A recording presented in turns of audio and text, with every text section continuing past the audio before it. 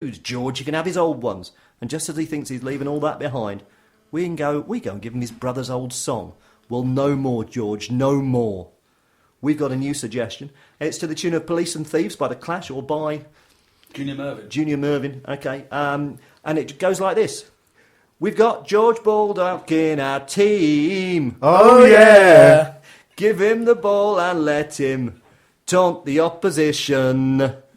What do you think? Brilliant. That's pretty good, huh? I think Mr. Hoy liked it. This chant business isn't too tricky, really, is it? Let us know what you think by the usual channels. And, well, hopefully we'll have that I'm really being going to said. try and sneak one of these in 1 week. I'm just going to try and see if it catches on. If you keep trying, yeah. I mean, well, we'll keep coming up with new ones, obviously. And, hopefully there'll be more next week. But, yeah, grand. Let's have a look at what they're saying about us this week.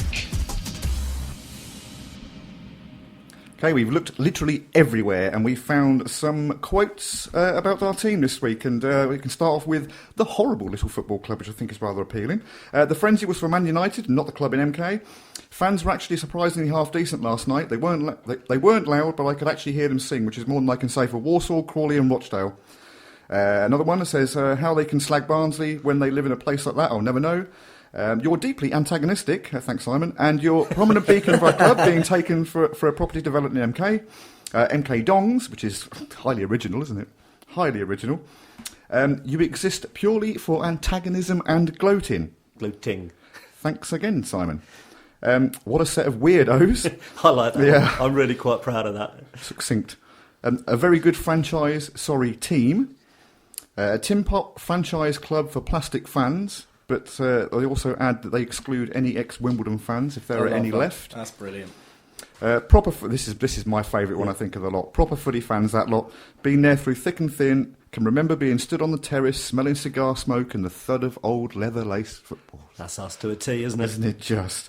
A very, very good MK Don side. They'll probably be there or thereabouts at the top of the league come the end of the season.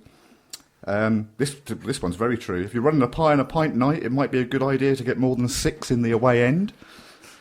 MK are an upwardly mobile club. Pete says MK are a can-do club.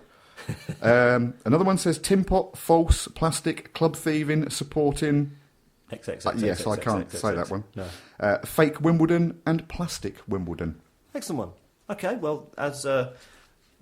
someone said, Oscar Wilde was it? The only thing worse than being talked about is not being talked about. Yep. He'd clearly never read our press cuttings. But, okay. We had a match last night.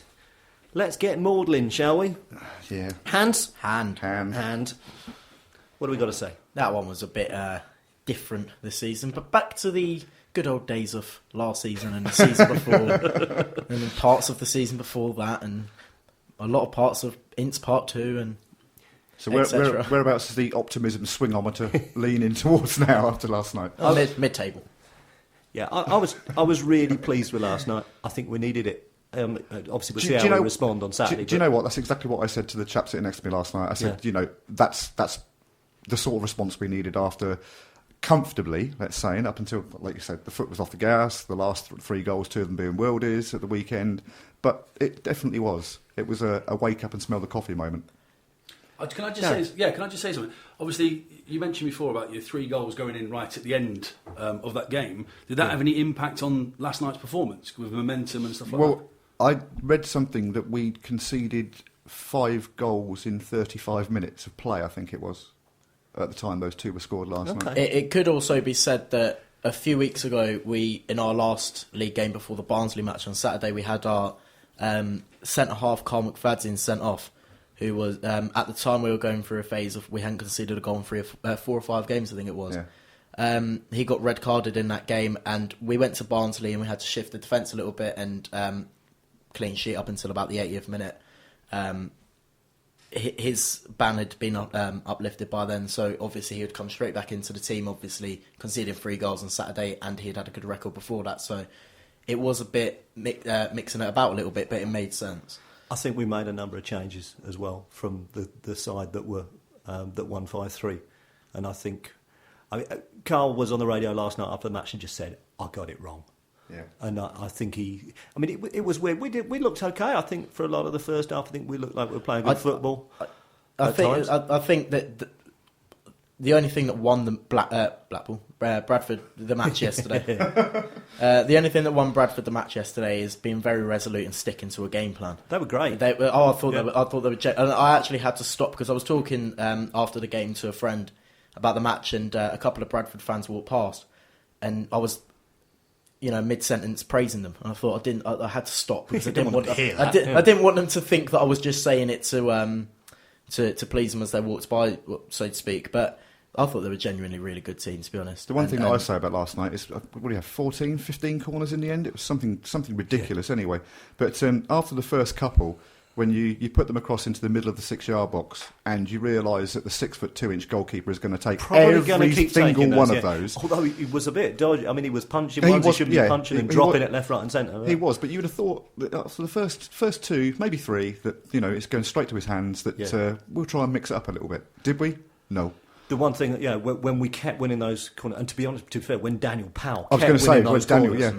The one thing that Joe and I were talking about, saying, when's Danny Green back? Because we really miss him from the corners. Yeah, delivery. I think his delivery is so much better than anyone else's right now. I mean, I thought Powley played.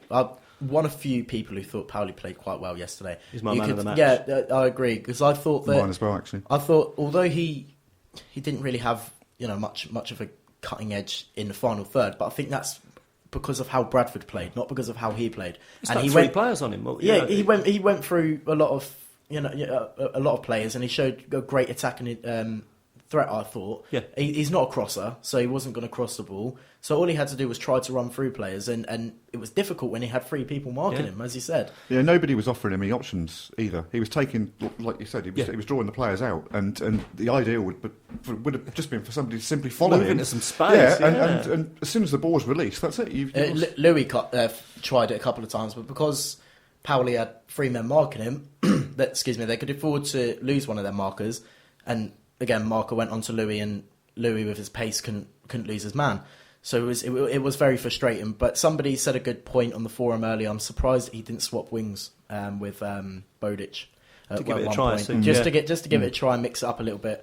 But I couldn't have seen us. I really didn't see us scoring in the second half. I didn't think that we had any cutting edge because Bradford weren't allowing us to. We lost the midfield. This was the thing for me. It was just like last season. I'm level with the penalty area, but I'm along the side.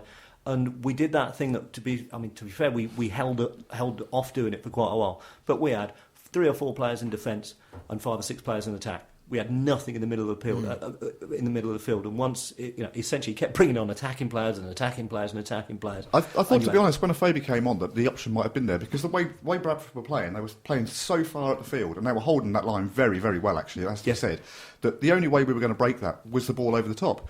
And Bennett was unlucky a couple of times, to be honest, not to be on the end of one of those balls that did come through. Yeah.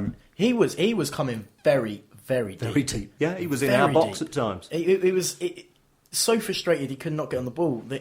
You might be able to afford to be able to do that, considering we were playing 2 up front and 3 up front at times. But he was so desperate to get on the ball. 3 strikers, what's that all about anyway? John Twilley, bless him, at the back of the cowshed, said a great comment. He said, when we were 2-0 down, the problem with this team is that we don't score enough goals. It was such an insight back into last season. It was brilliant. Should we talk about Mr. K's footballing merits of yesterday evening? What a beautiful pass. It was, wasn't it? If only it had been to one of our players, it would have been pass of the season. It was. He had a player stood 5 yards away from him, less than 5 yards away from him, and he decides to punt it all the way across the field to somebody else. Yeah, or not all the way across the field. Well, no, because half the way across the field to one of theirs. Yes. Yeah. Which was obviously, you could see, when they scored from it, you could see the reaction on him, and I think the players did well to try and get him out of it. But I wouldn't be too surprised if we saw a change.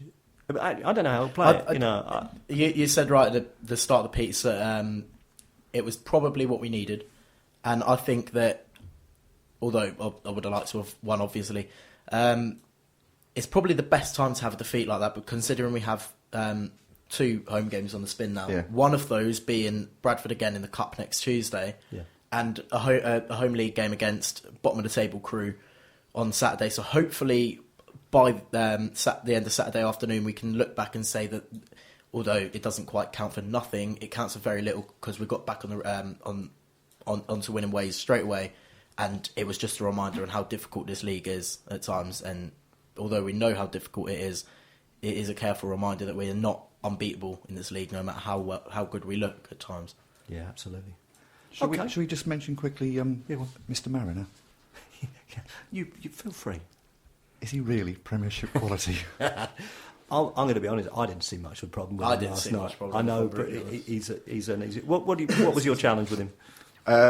The penalty that he missed, the fact that he didn't book Bordock if it wasn't a penalty, because he was obviously after it and he complained to the linesman for it. Yeah. So if it's not one, it's the other, and the lack of consistency, really. I will say on consistency and on penalty, leading up to Bradford's first goal very quickly, they had a free kick that led to a corner. Said free kick come from what I thought and a few others thought was a ridiculous dive. It might have been a free kick, but it was very, very over-exaggerated. And I think if that's a free kick, then surely George's was a penalty. If that was outside of the box, stone-wall free kick. Yeah. And the consistency, it wasn't there, but I don't think it was that bad. The funniest moment of the night for me, late on in the second half, when two of their players fell over each other and they got awarded the free kick. How that worked, I never know, but it certainly made me smile. Grand. Okay, probably time to do this quickly. Hello, I'm Jim Cleland, and every Tuesday between 9am and 12pm on Secklow Sounds Radio, you can hear all things MK. We have local news, sport, weather, traffic and travel, and lots of music. I'll be talking to local people about fitness, health, what's going on in Milton Keynes, our diverse community, local businesses, and much more. Join me, Jim Cleland, for all things MK every Tuesday between 9am and 12pm on Secklow Sounds Radio.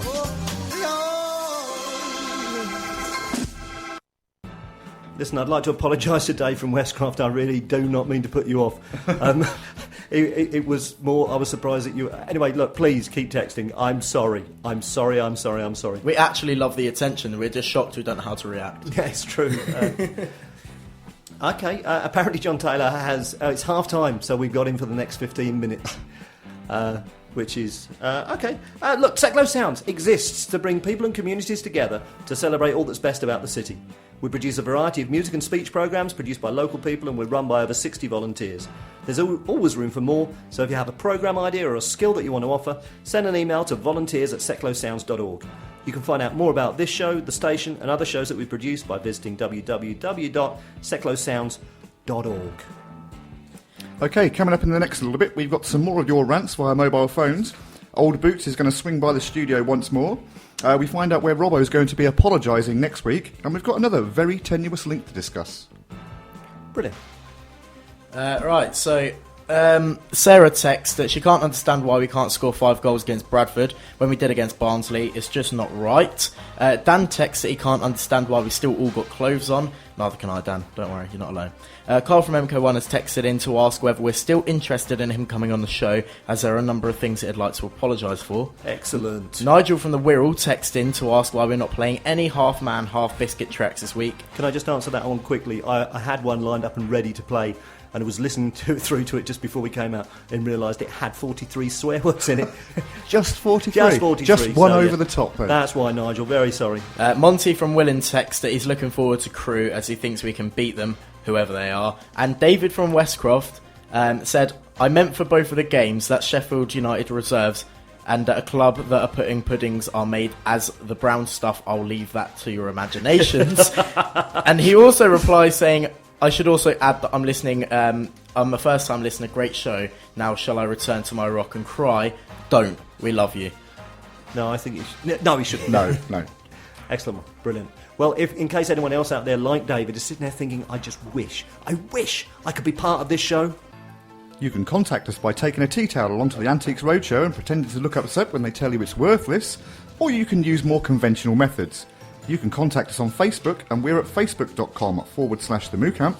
You can tweet us in the wonderful world of Twitterati using the hashtag the MooCamp during the show. You can email us at radio@moocamp.com.